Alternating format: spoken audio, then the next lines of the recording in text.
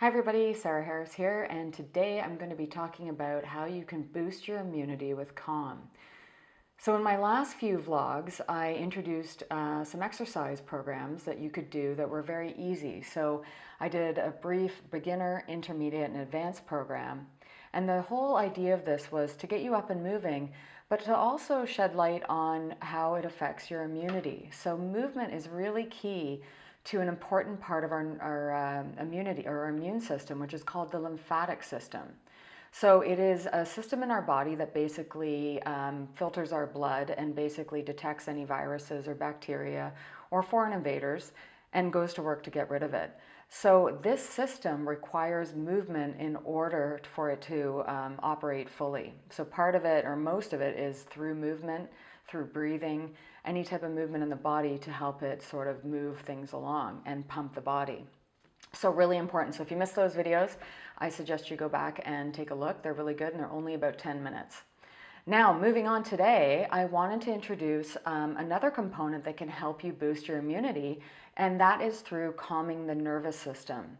So I wanted to talk a little bit about that when our bodies get out of balance, because there's two kind of branches that are important to consider here in our nervous system, and it's basically about the fight or flight and the rest and digest. So what we want to do is create balance, and mostly what we want in the nervous system is mostly we want to be in a state of rest and digest the majority of the time, where we just get little spikes of fight or flight throughout the day. But most of us, including myself, tend to exist on the other realm, where we're usually hyper with our stress response for a large portion of the day. So there's five different stressors that you want to consider. So when people mostly think of stress, they usually think of just mental emotional stress. Those are two components of them, but there's actually five, if not more. But the five that I know are first physical. So injury, viruses, disease states is a stress on the body. Also, if we don't activate our muscular system for movement in the lymphatic system, if we're exercising too little or if we're exercising too much, that can also be considered a stress. Then we have chemicals, so all the chemicals in our food supply. But also we've got chemicals in the air, we've got chemicals from the products that we use to clean our house. All these things are considered a stress on our body as well. Then we move into the mental emotional stresses, so work stress, relationship stresses. Also, not having connection to meaning in our life can be a stress.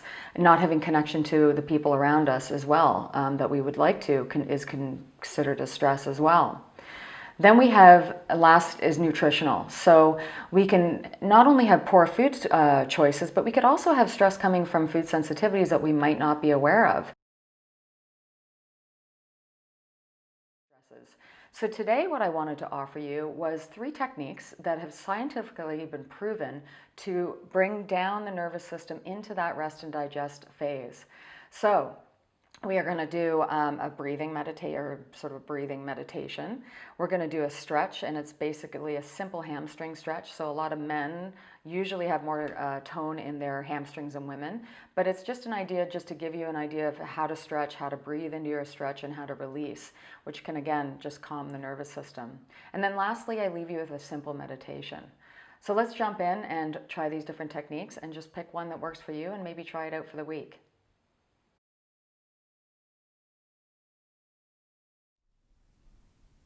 So this is where we focus on breathing. Where we want to breathe into is our pelvis, our waist, and our rib cage, and we want to do it 3-dimensionally. So as you sit with your feet flat on the floor and seat bones on the edge of your chair, we want to maintain a nice sort of tall spine when we do this. So I'm going to get you to start with your breathing, and you can either close your eyes or you can feel with your hands to see where you're breathing into. So we're going to start with the waist, with the pelvis. You're going to start to bring your breath down into those hips. So as you inhale, you want to start to feel like the breath is dropping down and wide into your seat bones. As you're doing this, you might feel like you can't really get down that low, and that's okay. If we're not used to breathing into these areas, it's a little harder to do. And if after this practice you feel like you still can't do it, you might want to try it from lying on your back. So we're going to take 3 big deep breaths into the pelvis and all the way around. Letting go of tension in the shoulders. And just creating space within the pelvis and the pelvic floor muscles.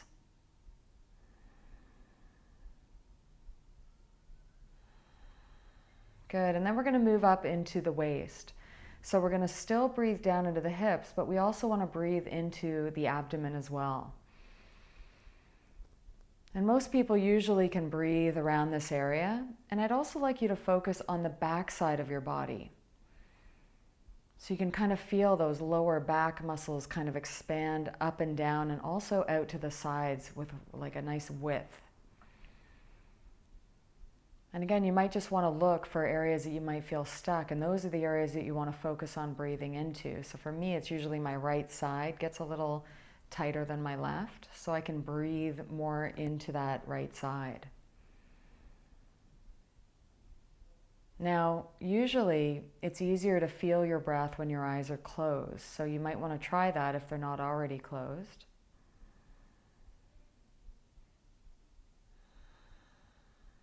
Good. Now lastly, the rib cage can be a little bit more difficult to breathe into. I'm going to get you to place your right hand on your left ribs. And you're going to breathe into those ribs. And you want to feel those ribs kind of get longer and more apart from one another as you inhale. And also that they're kind of breathing out laterally. Really important that our ribs are mobile and that we're able to breathe through those areas of our body. A lot of us get locked down in this area and we can get issues around our shoulders and neck. So you want to breathe and you want to soften actually around the shoulders and neck, because a lot of us can use these scalene muscles up near the neck. We can trigger up some of these bigger muscles called the SCM, the sternocleidomastoid muscle. And those can really compress or act to compress the neck musculature and the discs and the vertebrae of the spine. So we want to bring our breath deeper down into the body. Now let's try bringing our right hand on our left rib cage and seeing if you can breathe into those ribs in the same manner.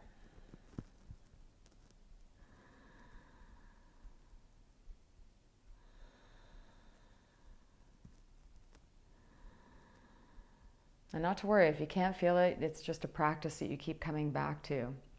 Now what you want to feel is that your breastbone is going forward and that your ribs and your spine is going back. So it's like a big balloon kind of expanding forward and back.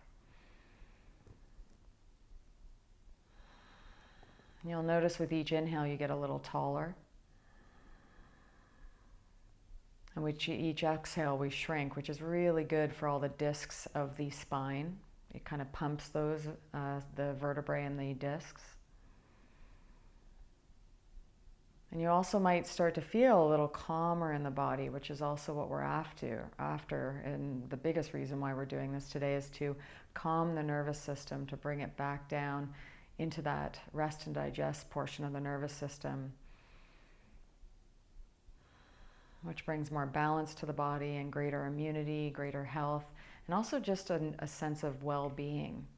So just to reiterate, we want to breathe into the pelvis, the waist, and the rib cage. And you can do that while you're driving to work, while you're walking down the street. Just to become more mindful of the breath is really important.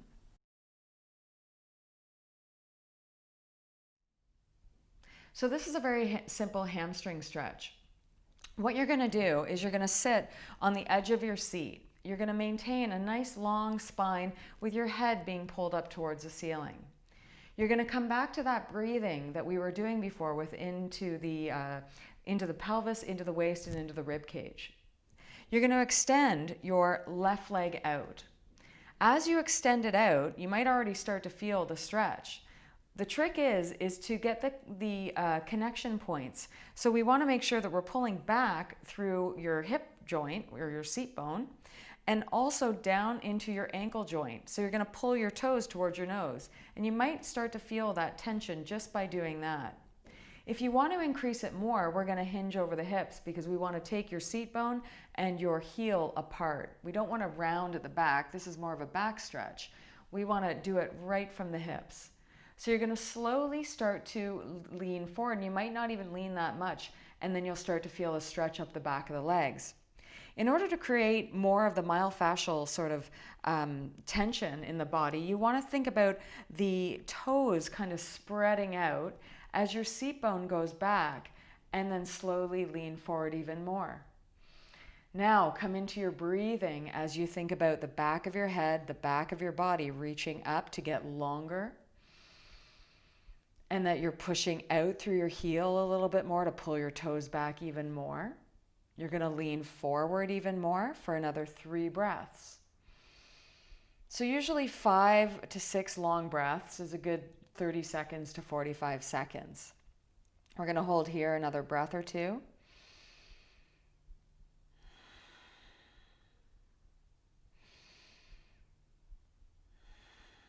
And then slowly you're going to release and come back out of it. We're going to extend the right leg out now. Now, look for also imbalances. Sometimes we're tighter on one side than the other, and that's pulling our pelvis out of balance as well, which can have an impact on our back and everything else up the chain. So just be mindful of these things as we go through. You're going to push through the heel of your foot. You're going to sit on your seat bone again.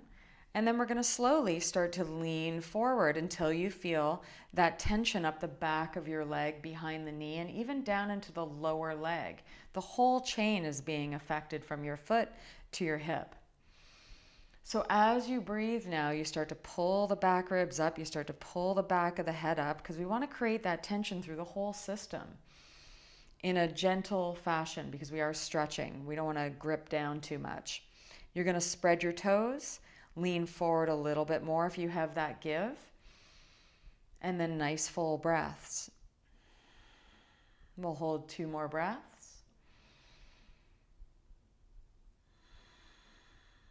Last one.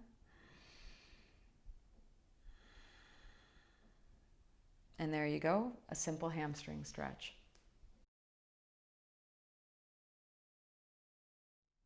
This is a very simple mindfulness meditation.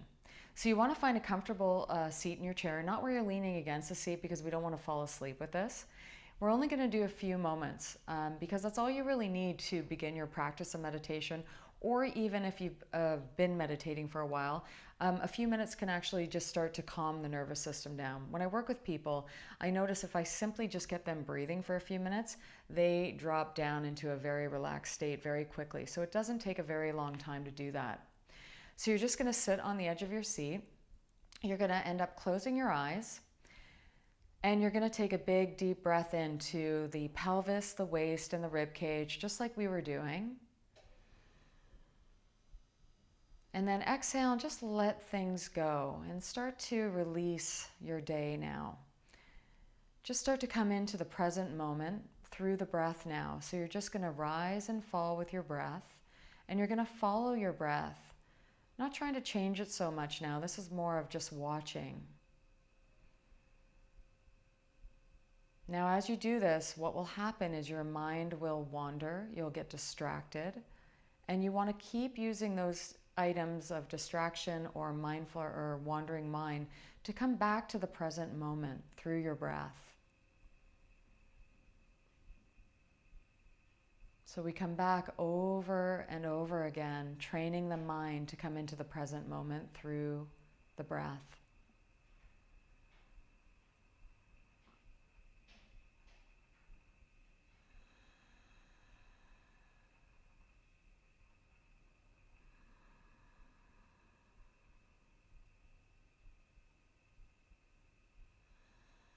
And now just slowing down the breath a little bit further.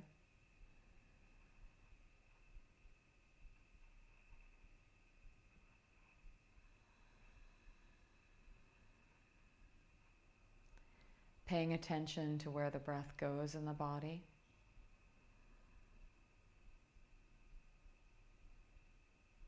And not judging it, just noticing it.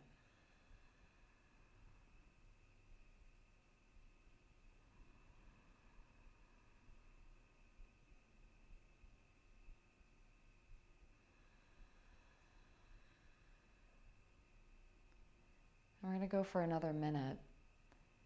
Again, each time you go into your thoughts or distractions, come back through the breath.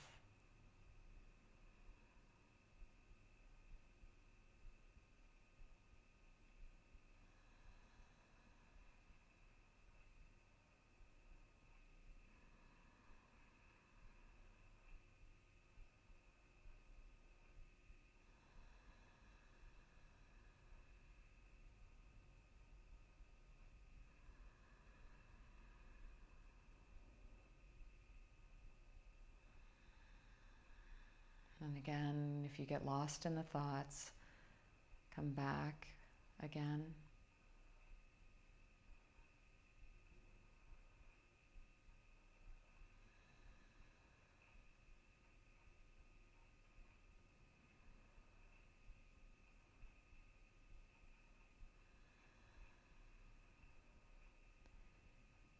And before you come all the way back now, I just want you to finish, if you like, by picturing someone that you care about, that you love, that you like to spend time with, and starting to cultivate a practice of appreciation through that gratitude for that person.